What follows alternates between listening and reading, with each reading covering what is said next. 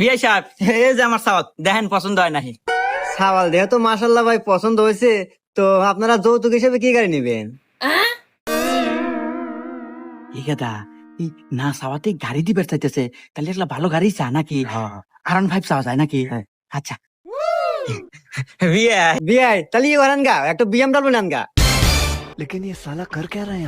এই কথা ইনা দেখতেছি মালদার পাঠি রে কথা পর আগে এলে যায়। হুন, না চাওয়াতেই যদি ওই BMW দিবে চায়, তাহলে চালি বানিয়ে আরো কত কিনা দেয়। শুন কথা ইয়া করি ল্যাম্বরগিনি চাই, হব্বা ল্যাম্বরগিনি চাও? মেলাতে দাম, কোটি কোটি টাকা দাম।